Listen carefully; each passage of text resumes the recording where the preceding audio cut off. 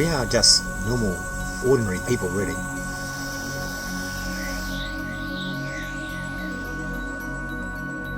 Normal people doing what I believe quite extraordinary things. Greetings from Stormy Point. We're so damn lucky, to explore a world that many find alien and few will ever have the chance to see. This story is about cave exploration, and cave exploration is a very difficult story to tell. Unlike a climb that has a definite start point and end point, we don't want our caves to end.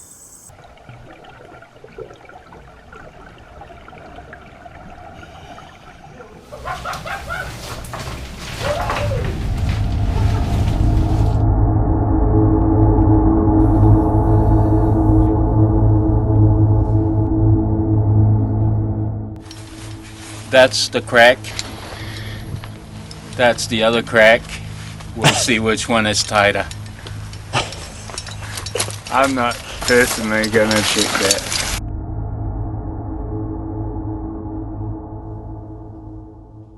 We just sit here, and if you don't come back, we just...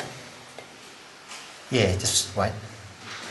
We're searching for the longest cave in the southern hemisphere. In our search, it takes us 50 kilometres southwest of Nelson in New Zealand to the 1800 metre high marble mountain called Mount Owen. Troy Watson and I have joined forces to run an expedition to the northern side of Mount Owen to see if we can find our way into the huge cave system we know that lies underneath there. Yeah, I think you've got to know how to be led by Kieran. He's incredibly enthusiastic and really thinks things out. But once the mission's on, that's it. You've got to do your damnedest to keep up. I just wanted to help you out a bit of a part of it. But now it's really heavy. Drink more water and less coffee. Troy's a bit of a dark horse. You don't really feel like you're being led by Troy. You definitely feel like you're being encouraged. And You got your station you're at, and then that's your next station there. You got your take. I wanted to be on the North Owen expedition because I love the idea that there's a massive cave under there that hasn't really been tapped into. We know we've got Bulmer Cavern on the one side, and we've got the Blue Creek Resurgence on the northern side, but nobody seemed to have found a link yet. And this area has all the classic signs that you look for if you want to find a long, deep cave. Like lots of water going underground, high on the mountain. A very large spring, miles away at the bottom. And hidden amongst all the scrub and tussock, you'll find holes of all shapes and sizes.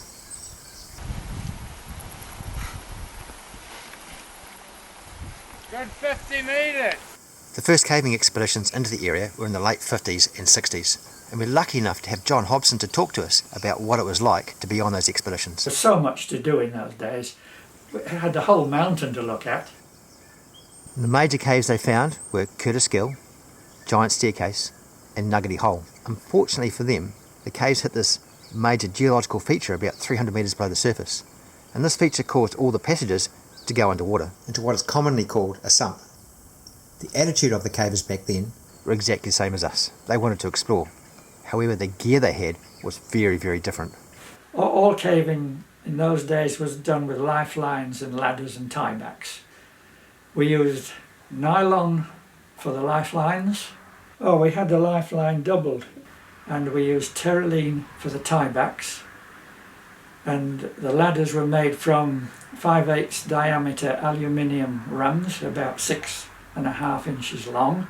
And of course we had the old construction helmets fitted with a guy's dropper carbide light. Usually we had a waist loop as well around our middles.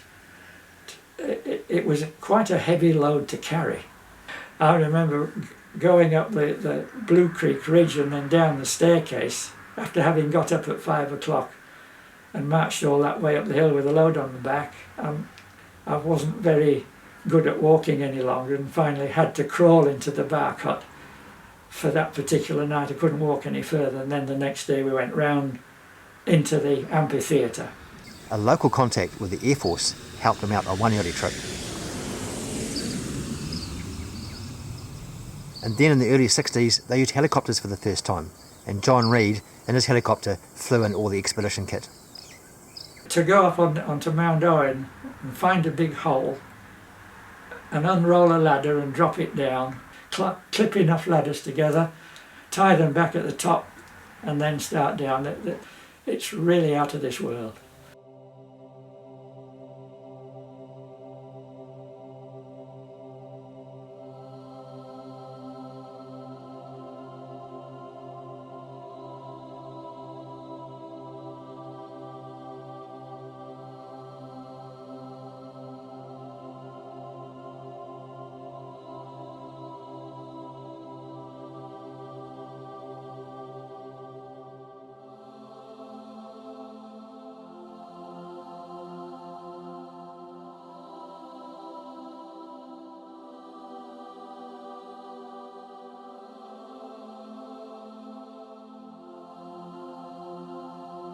It's rather strange, you know, that all the caving we did was really on the wrong side of Mount Owen, wasn't it? Because all the best caves are on the other side. The Bulmer cave, what is it now, 76 kilometres long? And we stood on the trig at the top of Mount Owen and looked out, and we were probably looking over all this land where all this beautiful cave was and didn't know it was there. Bulmer. This fine cave was discovered back in the mid-80s on an expedition led by local Nelson caver John Patterson. They approached Mount Owen from the southern side to explore a karst area that had only been once visited by cavers. Yeah, the walk up Bulmer Creek took us a lot longer than we expected. So it wasn't until later in the day that we got up to the bluff, ended up camping on the ledge. The next morning we got up early and headed up to the lake, which is about another hour. Yeah, it's a stunning location. We spent the next couple of days prospecting. On about the third day, we found the Bulmer main entrance.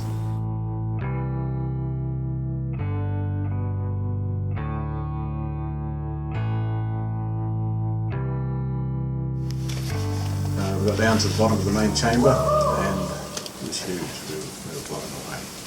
The passage size was enormous, and we realised that this was going to be a big, significant cave system. Exploration in Bulmer has attracted mainly New Zealand cavers with a few from overseas.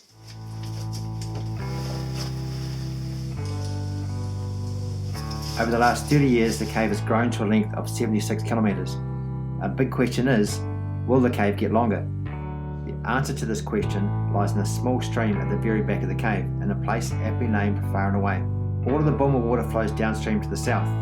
However, Far and Away is different. It flows north, and to the north, the edges of the mountain are over 8 kilometres away. Was it possible that this water in Bulmer would flow 8 kilometres to the Blue Creek spring? Experienced Bulmer caver Neil Silverwood led an expedition to Far and Away to place dye in the stream to find out where that water went. So here we are, we're in Far and Away streamway. The sump's just down there. We're doing dye trace, so we're going to put in dye just into the streamway and hopefully see if the dye makes it through to Blue Creek. In terms of cave, I mean, you could be looking at a system around 200 k's long, and that could be conservative. Pretty amazing. In the back of Bulmer, we waved goodbye to the dye and then waited and waited.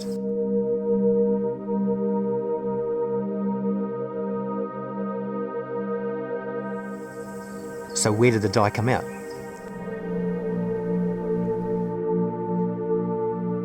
Well, the answer to that question blew us away. Just imagine going on one side of the mountain, traversing right through the heart of Mount Owen and coming out the other. It's now more than just a big dream. The dye that we put into Bulmer, this is where it came out. He never even considered that it might do that. So we've got a positive connection. 8 kilometres distant Bulmer, one super long cave. Awesome.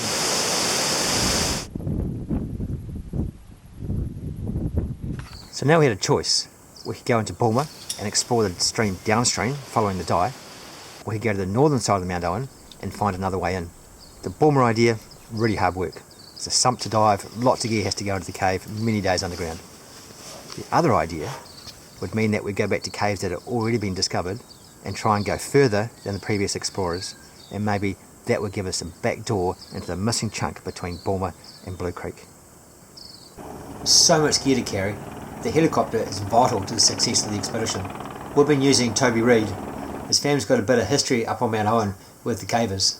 His grandfather flew in the first expeditions. 60s, they were flying around in the Bell 47. Bell 47 carries 300 or 400 kilograms. The squirrel's good for about a tonne at sea level, but up to some of the altitudes where we were going caving, probably about 900 kilograms.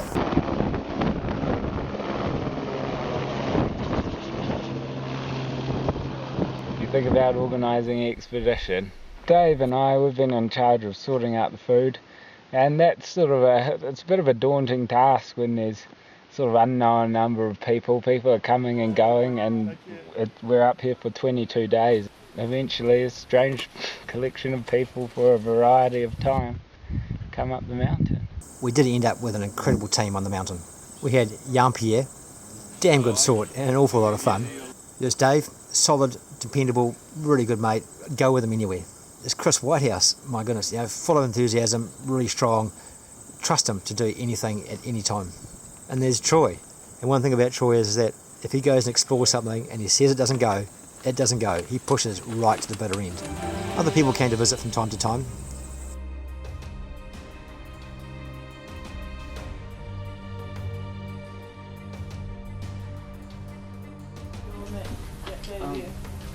Heading on to the expedition, I wanted to go into places I hadn't been before. And find hopefully a whole heap of caves. So it should be pretty good. Now we know that Bulmer has been dye traced to the Blue Creek Spring. Curtis Gill has also been dye traced to the Blue Creek Spring, and we presume that Nuggety and Giant Staircase, the water in those caves, will go to the same spring. There's three things I wanted to do on this expedition. One of them was to dive the sump at the bottom of Curtis Gill. Second was to dive the sump at the bottom of Giant Staircase. And the third was to go to Nuggety Hole and dive the sump in there as well. I'm going up there, which you can't see, but it is up there. I'm going into Curtis Gill with too much gear. Dive gear for Kieran, so we can go and dive the sump. The project now is to descend to the bottom of the cave with all our kits, including diving gear, and dive the sump. Interesting spot here. So this is the cave here. There's 120, I think, meters down right here. Right down here. Curtis Gill has got to be my favourite cave in the world.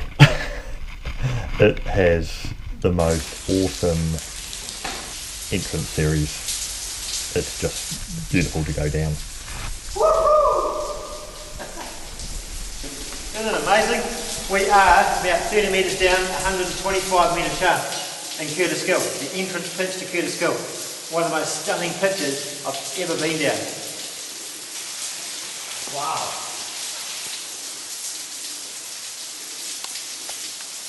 It's a really friendly cave. The meanders, which you imagine is going to be tight and nasty, you don't even have to take your pack off. You can have your shoulder width all the way through, and it's great. So Kieran had this amazing plan for the start of the expedition. Go down to the bottom, rig it all, have it set up, and then the second day carry the dive gear in, and then the third day to do the dive and then de-rig. I decided that we needed some efficiency in this. Say we, but some people carried the diving gear down, all the way down to the bottom of Curtis Gill. And so Kieran and myself went ahead to start the rigging, and the other guys followed behind with the dive gear. 4 packs of dive gear, including a couple of dive bottles, dive weights.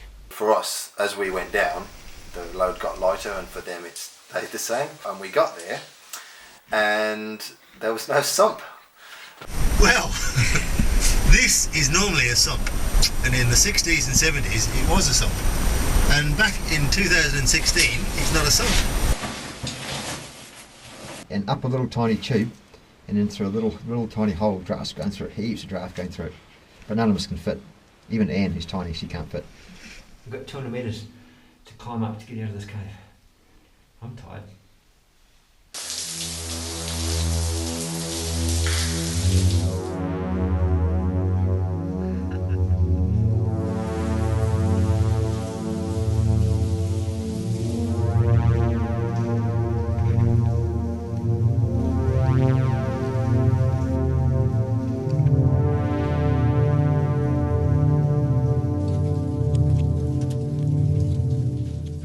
Hi there, Kieran.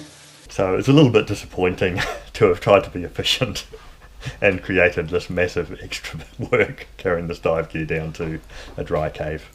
The first week of the expedition, myself, with Jan, Pierre and Dave, and then a few people who were visiting, would go off to one set of caves, and then Kieran and Tim and Ann and Chris would go off to another set of caves. What happened that first week was every cave we went to just stopped, or we couldn't find it. So we went to Go With The Planet, and that went well, although it stopped in a dig. And then we went to the Dark Slot, but we couldn't find that. It took 2 days to find, so bashing around in the thick scrub.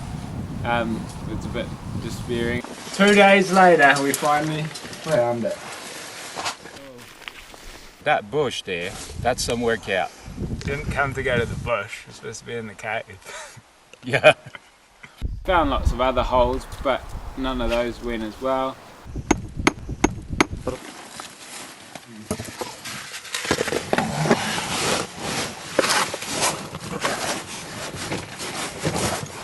So Dave, what's up? Pretty much it's a no-go. I mean, with a huge amount of determination you could get somewhere. And then we went to Granity.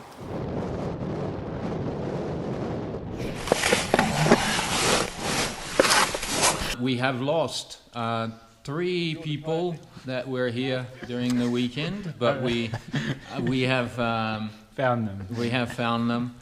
Everything sort of got down to a base layer like a fault, and then just got too small. Sometimes it felt like we weren't achieving anything because we were going out and going back and not finding anything, whereas Kieran was finding lots. It's always slightly demoralising in a way when you're not finding anything, but I mean, we'd never been to the caves before, and so it's always exciting to go there.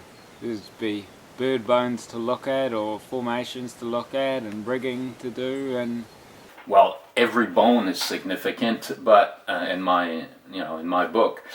So that's your head, the skull, the beak, the upper beak, lower beak.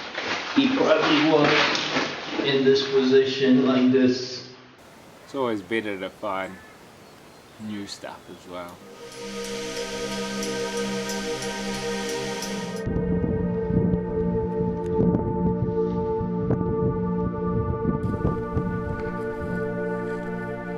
Steph had actually been through. She'd gotten through and seen what was at the other side. We went down the cave, Curtis, Gill, and we got through the squeeze at the bottom. You have to dig once to get into another space, then there's a rock, but there's only about this much space. But you can keep digging because it's just gravel. And we're not too sure, the cave might have stopped, but we're not too sure yet. We're going to go back tomorrow and have another scratch around. The front end of the expedition today, digging out the squeeze and pushing it as hard as possible to see if we can get to something beyond. Oh. It wasn't tight, it was just awkward. So I thought, well, if I get stuck, they'll be there to help get me out. So for me, being tall, it was a real challenge. How would you define today? A good day? A hard day? Or just another day at the office? A digging day. A digging day. A digging day. Just another digging day. Just really. another digging day. Yeah, just another day at the office digging.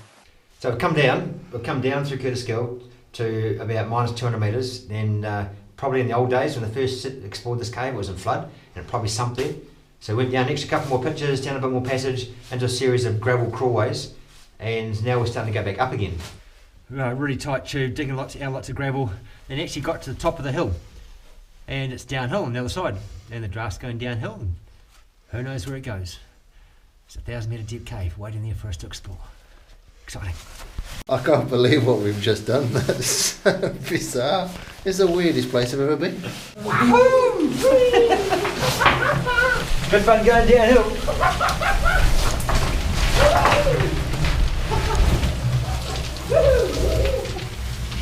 We've just come down the awesome gravel slide, great fun coming down.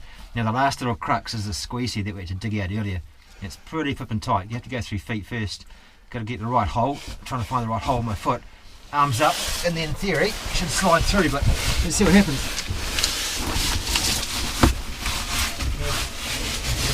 There we go. It's actually not so bad going through it this way. It's really difficult coming back up the other way. There you go. Gravity's on your side. Piece of cake.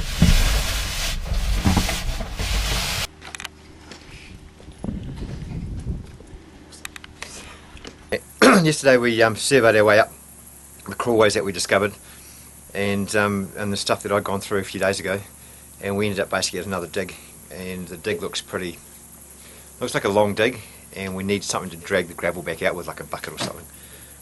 It was time to go home anyway, so we surveyed our way back and then came home. So, and de-rigged Curtis Gill. That dig project's probably just a whole expedition in itself. I need a cup of tea. It's pretty obvious, right? For a Frenchman, a cup of tea. Well, it's quite Nuggety cave tomorrow? Maybe. Oh, maybe. I don't know. It was a tough day. Just like climbing and slime and drops. So the giant staircase is about 2/3 of the way on there. Just a tough day, really. Nuggety Hole's a long walk from camp. About an hour and a half's walk from camp. You climb up about 400 metres up over a pass, and you drop down almost straight down into the valley floor where Nuggety is. Easy cave to find. Stream just flows along the valley floor and goes straight into the entrance. The last people to Nuggety Hole were here in about the mid-60s. Cave goes down about 120 metres and ends in a sump, so hopefully this time we will get to a sump and we'll bring over the dive gear and dive it maybe tomorrow.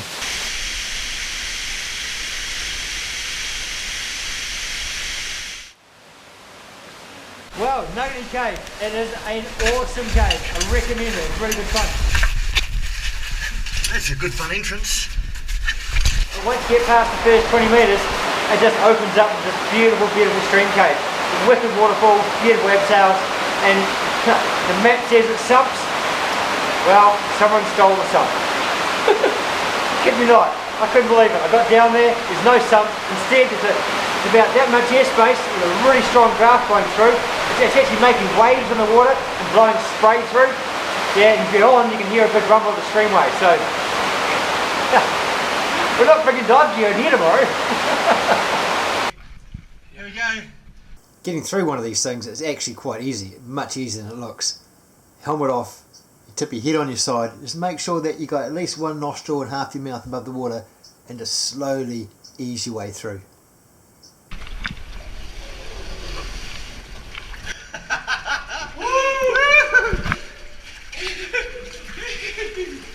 As the first week drew to an end, lots of people left, and so the team condensed more into one team. Well, that's enough of caving today. Bigger highlights for me was the day that Kieran and I pushed through the water, surveying on in the wet passage in Nuggety, and that was really quite neat. Just going out beyond where anyone had been before, through this really cold, wet spot, a little bit nervous that it might flood, and then we found quite a lot of cave and did a few climbs, and that was a spectacular day. Upstream ends ended in a climb, and just down that way is ended in a sump, but a stream coming in. But pretty impressive passage. One of the real scary things about this cave is that we're finding flood debris all over the place. We had small passages, we had squeezes to go through, we had passages that would flood if the water rose, and also, believe it or not, we had an earthquake. Oh Jesus, it got stuck on the other side of some ducks and some plugs with the earthquake. We'll be truly excited once we're out past the sump.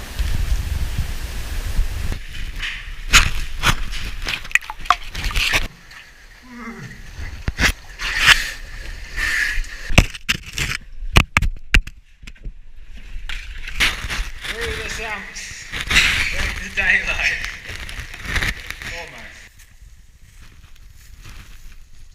Got a couple of really good passages that are still going. One ends in a pitch through a rock pile, another one ends in a pitch down to a streamway. So yeah, it looks like we're coming back. Most of the cave's quite easy, just getting out of the bugger. The last 20 metres or so is really quite taxing on the energy. I'm ready to have something to eat.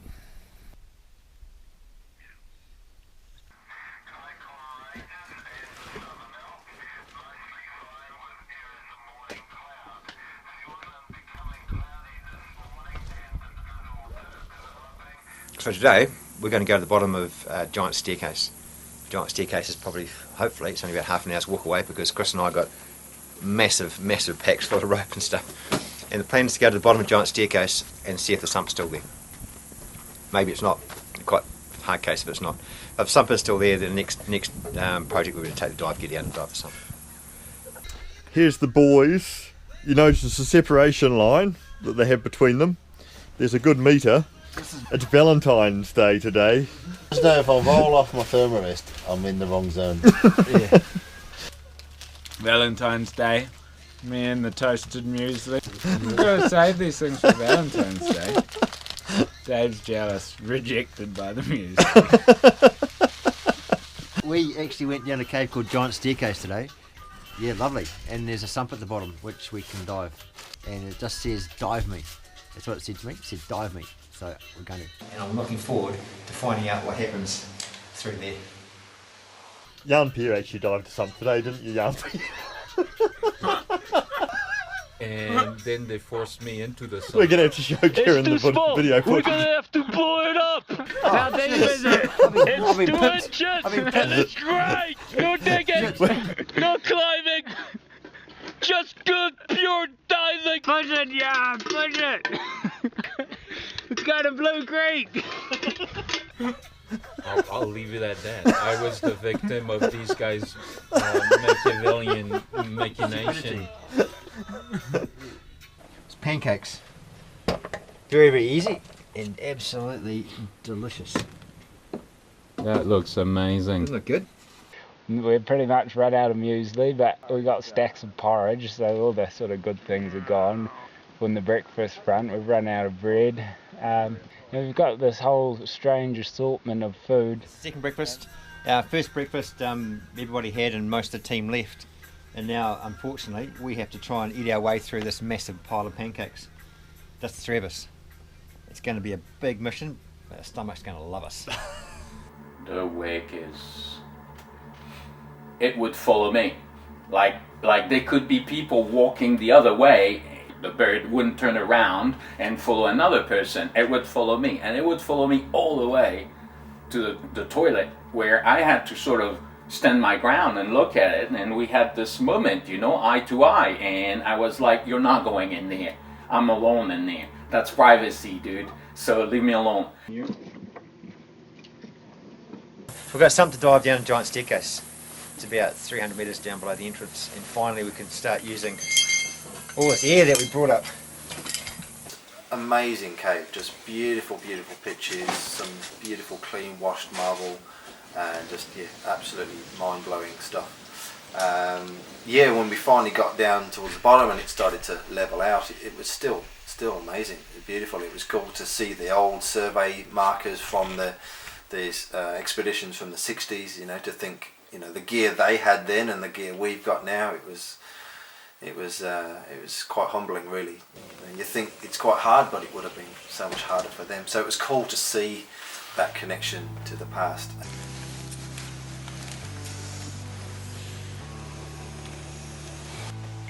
Did anyone bring any kind of spoon or fork? It's fucking exciting.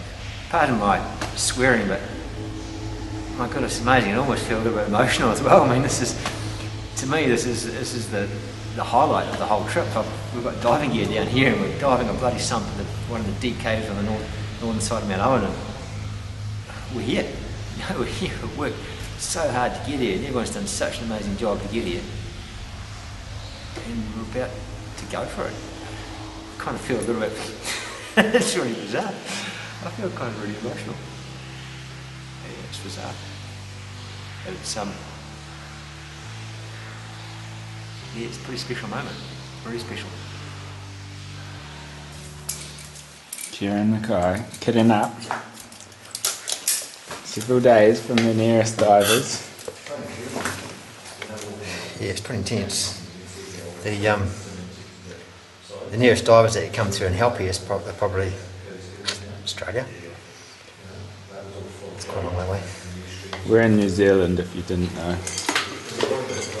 Yeah, that's right.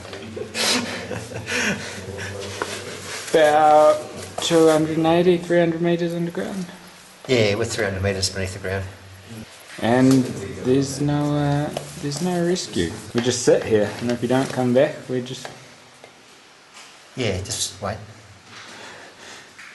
Yeah. And hopefully you come back. I've got about 30 cubic foot of air on me, 15 in each tank. That gives me about 10 minutes penetration, 10 minutes back, 10 minutes reserve. I know for one thing it's going to be really cold. Should have brought those bloody heat packs for you. Should have brought the dry suit. Watching somebody go into a sump it's quite bizarre because he had the only set of diving gear and none of us knew how to dive. I mean, I guess we could probably figure it out if we had to, but essentially watching a really good friend, one of my best friends, go into this sump and no idea where it's going to go, no idea how long he's going to be, and essentially nothing we could do if he didn't come back. So it's quite a bizarre feeling knowing that it's quite risky and there's nothing you can do, and you just have to kind of accept the fact that he knows what he's doing.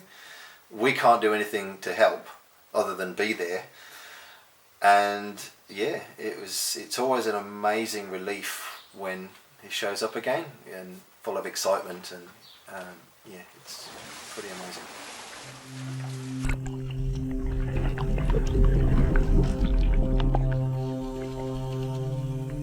And then he's kitted up and then gone off. You're sitting there by yourself and then you're thinking, where's he gone to? And is he going to come back? And what's happening?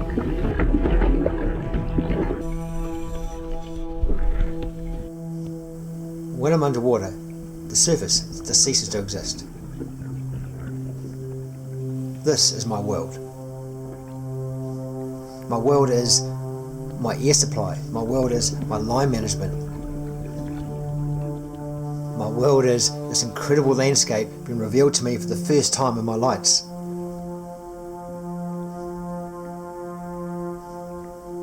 Now that's unknown. It's so exciting. I want to know what lies around the next corner. I want to know what lies over that rise. You kind of get wrapped up in the exploration and you get drawn on to this incredible landscape. But even though the exploration is so intoxicating, I am ever mindful of the physical limitations. If my air ran out, I'd drown.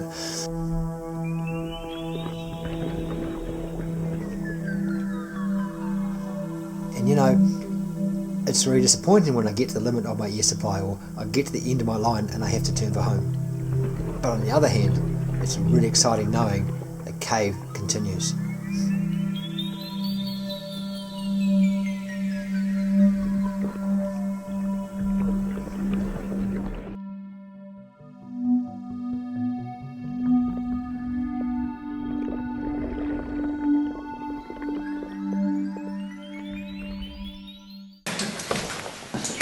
What was that?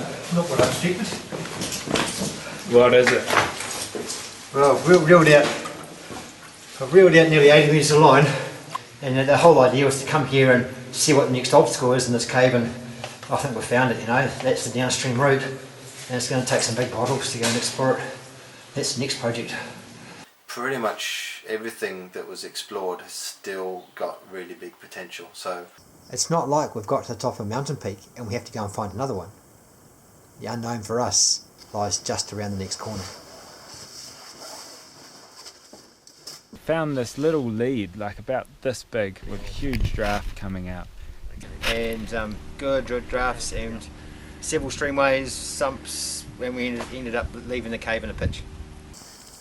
Kieran stuck his boots through the little squeeze, felt, and we could look through and see a big passage on the other side, but...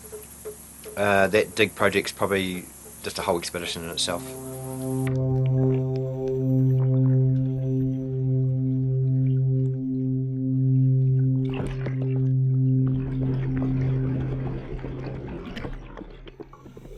And what happens next? Well, you'll have to come back next year and find out. So Kieran's just come out of the sump, pretty exciting, and in there he's seen a big fish that's disturbed the water, 300 metres below. Could be, I don't know, could be a new species or something. So we've got this line and we're going to try and catch it. So I've done a lot of fishing, but nothing excites me more than cave fishing. 300 metres below the surface, got the line out, and I think I can see him. There he goes. Now. Got him. So the best way to fillet these guys is start at the top and then we'll do a nice cut round to the bottom. So just insert the knife. There we go.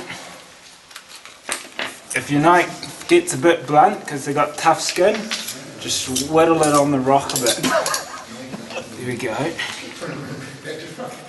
Oh, this is a beauty. So this is in good condition. It's really good. When you're in the cave, you can't beat the taste of freshly caught tuna.